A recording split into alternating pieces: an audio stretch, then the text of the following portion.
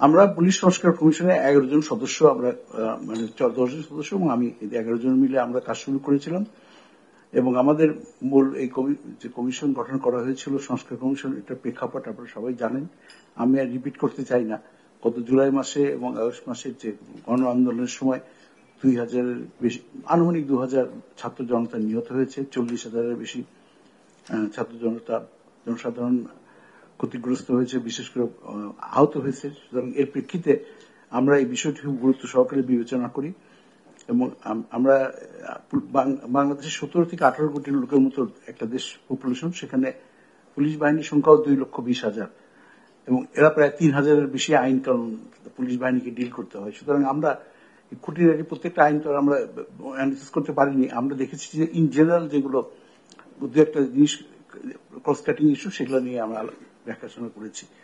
তো প্রাথমিকভাবে আমরা চেষ্টা করেছিলাম যে আইন কানুন যেগুলো আমাদের আছে, যেগুলো জনসাধারণের জন্য প্রয়োগ করতে গেলে জনসাধারণের কষ্ট লাভও হবে, এই ধরনের আইন আমরা, তো এগুলোকে আমরা সুপারিশমালা দিয়েছি, তৈরি করেছি। এখানে 3টি ভাগ করেছি। একটা অবিলম্বে বাস্তবায়নযোগ্য, তারপর হলো মধ্যমেয়াদী, একটা দীর্ঘমেয়াদী। মূলত দীর্ঘমেয়াদী যেগুলো, সেগুলো হয়তো আর্থিক ব্যাপার জড়িত বা কোনো কোনো ক্ষেত্রে হয়তো আইনও পরিবর্তন করতে হতে পারে, সেরকম সুপারিশ আমরা করেছি। কিন্তু প্রাথমিকভাবে যেটা অবিলম্বে বাস্তবায়নযোগ্য, এরকম কয়েকটা আমরা আইডেন্টিফাই করেছি। যেমন আপনারা জানেন যে চাকরি প্রার্থীদেরকে পুলিশ ভেরিফিকেশন করতে হয়, যেটার ক্ষেত্রে খুব এটা ইজি করা সম্ভব, কারণ এখন ন্যাশনাল আইডি কার্ড হয়েছে। এছাড়া চাকরি প্রার্থীদের আত্মীয় স্বজন রাজনীতি করে কিনা এটা দেখা হতো। 1928 সালের এই এসবি ম্যানুয়াল, সেটা আমরা পরীক্ষা নিরীক্ষার পরে এসবির পক্ষ থেকে আমরা আলোচনা করি, এসবির সাথে আলোচনা করে আমরা একটা সুপারিশ করেছি যে যাতে ইজিয়ার হয় ভবিষ্যতে এই, এবং এটা আলটিমেটলি এটা হোম মিনিস্ট্রির দায়িত্ব। তারা হয়তো পরবর্তীকালে আমাদের সুপারিশের প্রেক্ষিতে হয়তো তারা এটা পরিবর্তন করবেন। তাদের যে ম্যানুয়ালটা ছিল 1928 সালে, সেটাকে সহজীকরণ করা হবে এবং হোমের দায়িত্বপ্রাপ্ত যিনি মাননীয় উপদেষ্টা মহোদয়, উনি তো রাজি আছেন। উনি এরপরে আমরা আরেকটা ইস্যু হচ্ছে যেটা আমরা আলোচনা করেছি, যে ব্যক্তি হিসাবে অনেক সময় এই পুলিশ ফৌজদারি কার্যবিধির সেকশন 54 অ্যারেস্ট করে, পুলিশ অ্যারেস্ট করে উইদাউট ওয়ারেন্ট, এবং সেখানে বেশ কিছু নিয়ম কানুন বলা আছে সেকশন 54-এ।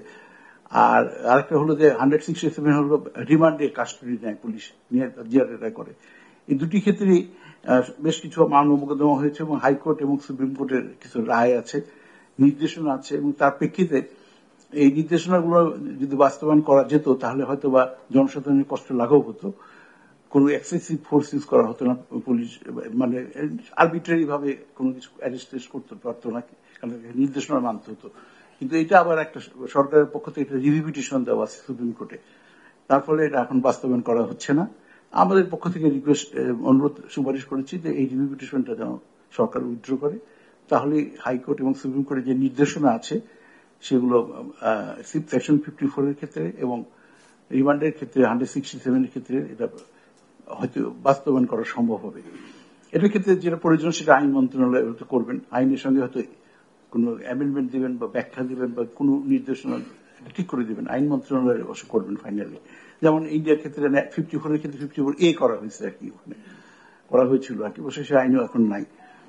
এরপরে হলো যে আরেকটা জিনিস খুব গুরুত্বপূর্ণ ছিল, সেটা হলো use of force against mob, অর্থাৎ একটা ক্রাউডের উপর, ক্রাউডকে যখন কন্ট্রোল করতে হয় তার জন্য বিশেষ কিছু নিয়ম কানুন আছে, ফৌজদারি কার্যবিধি 1898 সালেরই ফৌজদারি কার্যবিধি আছে।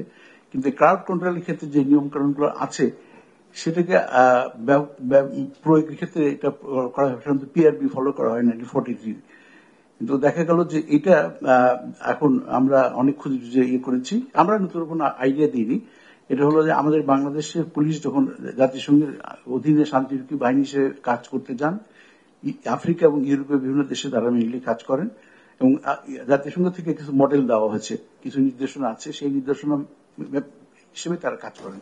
তো আমরা ওই বেস্ট প্র্যাকটিস হিসেবে আমরা ইউরোপের মডেলটাই আমরা ফলো করতে বলেছি, এবং সে ব্যাপারে আমরা একটা মোটামুটি পুলিশ ডিপার্টমেন্টের পক্ষ থেকে ডিটেইল একটা গাইডলাইন তৈরি করে দেওয়া হয়েছে, অর্থাৎ ইউজ অফ ফোর্স 5টা স্তরে হবে, এবং কিভাবে এই ক্রাউডের এগেইনস্টে, মূলত বেআইনি একটা সমাবেশ, শোভাযাত্রা বা ছত্রভঙ্গ করতে গেলে যে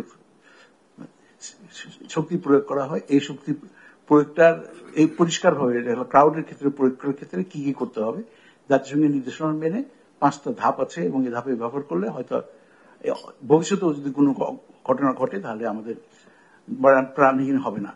এটাই মূলত আমাদের ইয়ে ছিল। আরো অনেকগুলো ইস্যু ছিল, যেমন আইনের ক্ষেত্রে শুধু সংক্ষেপে বলি, আমরা আইডেন্টিফাই হচ্ছে 22টা আইন। এই 22টা আইনের হয় সংশোধন বা পরিমার্জন বা ইভেন কোন ক্ষেত্রে রিপ্লেস করতে হবে। হ্যাঁ, সেটা আমরা বলে দিচ্ছি 22টা আইনের কোন কোন সেকশনের ক্ষেত্রে আমাদের আপত্তি আছে, মানে বললে সুপারিশ করেছি আমরা, দীর্ঘ লিস্ট আছে। এছাড়া পুলিশের জন্য আরো এই যেমন মহিলা পুলিশের জন্য আমরা একটা ব্যবস্থা করতে চাচ্ছি যে প্রত্যেকটা থানাতে যেন মহিলাদের জন্য একটা ডেস্ক থাকে, সেখানে 24 ঘন্টার জন্য মহিলা একজন সাব ইন্সপেক্টর থাকেন, একজন এএসআই থাকেন, সাবস্টেশন কনস্টেবল থাকেন, যাতে মহিলা যিনি আসামি তাকে যখন হাজতে রাখা হয় তাকে জেরা করা বা বিভিন্ন তাকে দেখাশোনা করা, কোর্টে আনা নেওয়া করা, জেলখানায় আনা নেওয়া করা। প্লাস আর একটা ইস্যু আছে হলো যে মহিলা যদি কোনো অভিযোগকারী আসে শিশুদের ক্ষেত্রে, এই কারণে আমরা সুপারিশ করেছি। আশা করি যে এটা সরকারের বাস্তবায়ন করবে, হয়তো দীর্ঘ সময় লাগবে, তবে এটা বাস্তবায়নযোগ্য আর কি। আপাতত ধন্যবাদ।